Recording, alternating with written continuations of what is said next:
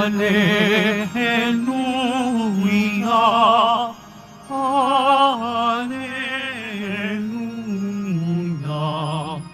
Hallelujah, Hallelujah.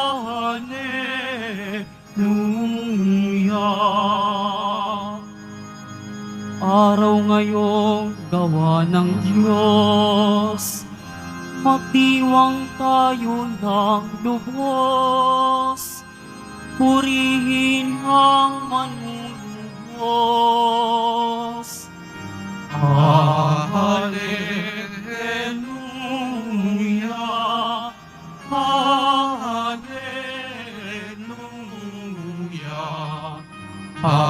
Hallelujah, Hallelujah.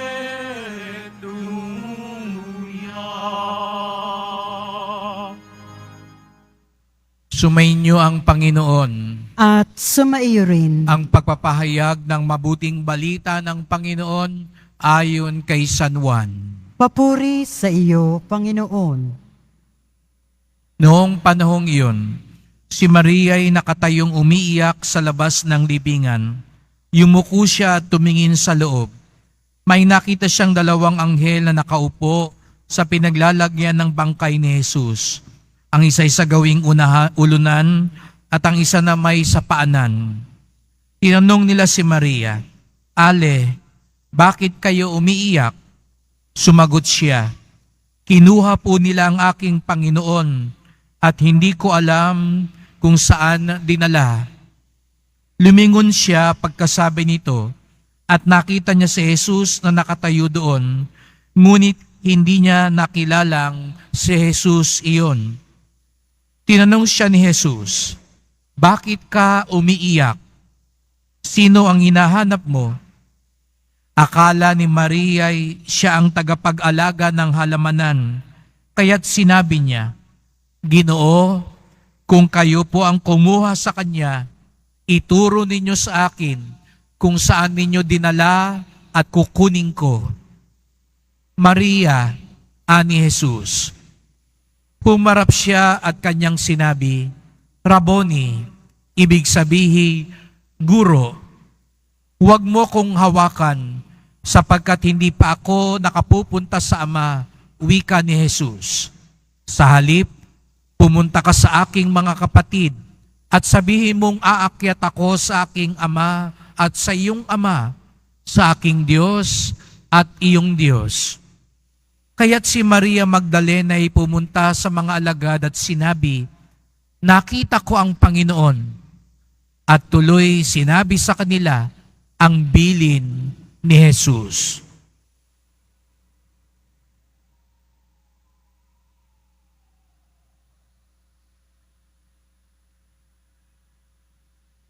Mga kapatid, ang mabuting balita ng ating kaligtasan. Pinupuri ka namin, Panginoong Heso Kristo.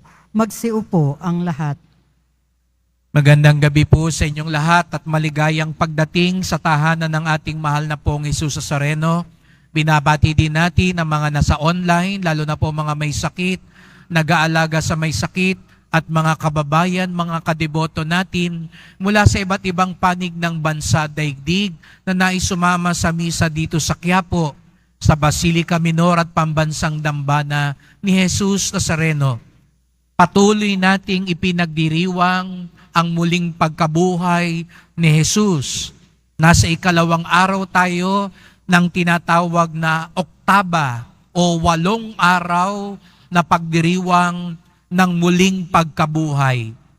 Sapagkat hindi maisisilid sa isang araw lamang ang kagalakan, ang pagdiriwang sa muling pagkabuhay ni Jesus. Kahit katulad ng Pasko, 8 araw pa ang ating ipinagdiriwang. Kaya napansin nyo kanina, kumanta pa rin tayo parang misa ng linggo ng papuri sa Diyos. Dahil tuloy pa rin ang pagdiriwang ng muling pagkabuhay. Sapagkat mga kapatid, kung walang muling pagkabuhay, ay mag-uwian na lang tayo. magbabakasyon na lang ako. Huwag na ho kayong magsimba. Huwag na kayong magpakabait. Gawin na lang natin ang gusto natin. Makiayo na lang tayo sa mga masama. Pero dahil muling nabuhay si Jesus Nazareno, ang lahat, maging ang krus na ating daladala, ay may saysay. Ang mga paghihirap natin, ang pagsusumikap nating maging mabuti kahit mahirap, ang lahat ng ito ay may kabuluhan, may patutunguhan sapagkat muling nabuhay si Jesus. Nais kong bigyang pansin si Maria Magdalena. Alam natin, isa lang siya sa mga kakaunti na naiwan hanggang sa huli. Nagtakbuhan na yung karamihan ng mga alagad. Ang natira sa paanan ng krus, si Maria ang ina ng Diyos, Maria ang ina ni Jesus, si San Juan, at si Maria Magdalena. Matapang na babae. Tapat na kaibigan. Hanggang sa huli, hindi niya iniwan si Jesus. Kaya nga't nakita natin, patay na si Jesus, nandun pa rin siya sa libingan. Di ba ganun no tayo? Ang iba sa atin kapag namatayan, araw-araw nagpupunta sa sementeryo sapagkat masakit pa rin sa atin yung pagkakahiwalay sa ating minamahal. Kaya nga, hindi ho ba kayo nagtaka na nung nagpakitang muli si Jesus na muling nabuhay at nakilala siya di kalauna ni Maria Magdalena, kung tayo yon, anong gagawin ninyo? At ano siguro din dapat sana ang ginawa ni Jesus? Ito yung tapat niyang kaibigan, ito yung hindi iniwan siya sa panahon ng paghihirap. Di ba tayo nga, yung hindi mo lang nakita ng ilang panahon, kaya halimbawa, pag nasa airport tayo, ano yung nakikita nating mga tagpo? Halos magyakapan, hindi mabitawan ng isa't isa. Kaya, ganun sana yung gustong gawin ni Maria Magdalena. Gusto niyang yakapin si Jesus. Sapagkat tuwang-tuwa siya, buhay ang kanyang Panginoon. Pero hindi niyo napansin yung sinabi ni Jesus Nazareno, huwag mo kong hawakan. Bakit ganun? Di ba dapat si Jesus ganun din? Ito yung tapat kong kaibigan. Ito yung nanatili sa akin. Ito yung kaibigan kong malapit. Pero bakit huwag mo kong hawakan? Lalo na tayo mga Pilipino, mahilig tayong humawak. Lalo na tayo mga deboto ng Nazareno, mahilig humawak. Kaya nga di ba, kahit sa prosesyon, kahit lasag-lasag na, mabalian ng buto, kahit buwis buhay, kahit na minsan pinagsasabihan na, huwag nang masyadong pumanik, panik pa rin ang panik. Gustong makahawak. Baka gustong sabihin ni Jesus Nazareno, huwag niyo akong hawakan. Ano bang ibig sabihin nun? Sapagkat meron siyang gustong mas malalim na matagpuan at maunawaan ni Maria Magdalena. Bagamat siya'y tapat na alagad, debotong tunay, meron pa siyang kailangang matutunan. Kaya nga sabi ni Jesus, hintayin mo munang makabalik ako sa Ama. Sapagkat hindi na ito katulad ng dati. Hindi lang ito pagpapatuloy ng simpleng pagkakaibigan. Si Jesus ay ang Kristo, ang anak ng Diyos. At ang pagbalik niya sa Ama, ibig sabihin nun, magaganap na yung buhay na walang hanggan na ibinibigay niya sa mga sumusunod sa Kanya. Ngayon, maaari nang mabuhay si Jesus sa bawat isa sa mga nananalig sa Kanya.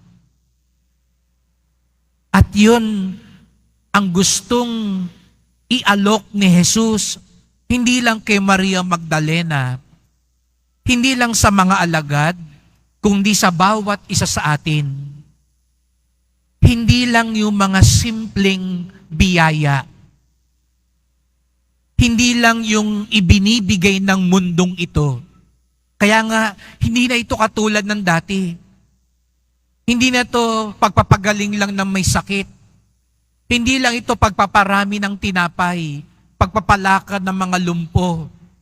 Ang ibinibigay ni Jesus, kaligtasan.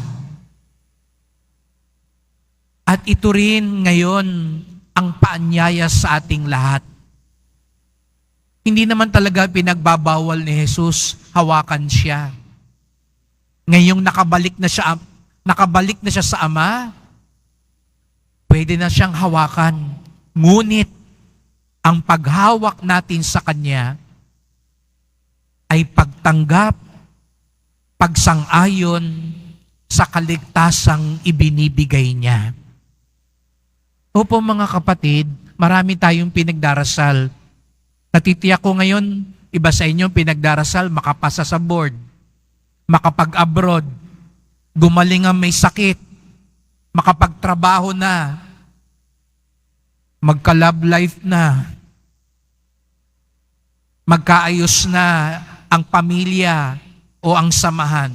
Opo, pagdasal natin yan, pero wag natin kakaligtaan, may mas malalim na biyaya, mas mahalagang ibinibigay si Jesus, at ito'y kaligtasan. Kaya siya muling nabuhay, hindi lang para magkapera tayo, hindi lang para guminawa ang buhay natin, hindi lang para gumaling ang mga sakit natin. Muli siyang nabuhay para iligtas tayo. Kaya kung tayo hahawak sa Kanya, kaya't mga deboto, mga kadeboto, mga kapwa na mamanata kay Jesus Nazareno, hindi lang to simpleng paghawak, paghaplos. Kasi kahit hindi natin bitawan si Jesus Nazareno, kahit 24 na oras kayong nakahawak sa imahe niya, pero hindi natin pinapatuloy yung kaligtasan na ibinibigay niya, hindi pa rin natin naunawaan bakit siya muling nabuhay. Kaya nga sa unang pagbasa, sabi ni Pedro, magsisi kayo sa inyong mga kasalanan. Magbagong buhay kayo. Sumunod tayo sa Diyos upang tayo'y maligtas. Dahil kahit humaplos tayo, pero hindi tayo nangungumpisal, humaplos tayo, pero hindi tayo nagpapatawad, humawak tayo sa imahe ng Nazareno, pero nakikipag-away naman tayo, at hindi tayo tapat sa pamumuhay, kulang pa rin po.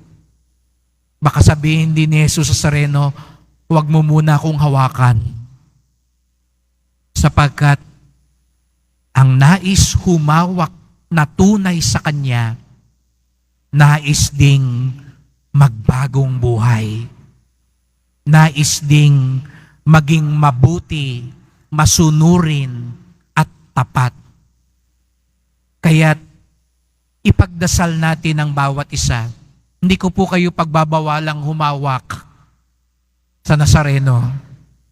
Pumunta sa likod, pumunta sa mga imahe, pero sana wag nating kakalimutan, kalakip ng paghawak, paghaplos na iyan, ang hangaring tunay na patuloyin si Jesus sa ating buhay, upang hindi na tayo, hindi yung mga dati nating mga sarili ang maghari, kung hindi ang tunay na maghari, ang kabutihan, katotohanan, pag-ibig at kapayapaan ni Jesus na muling nabuhay.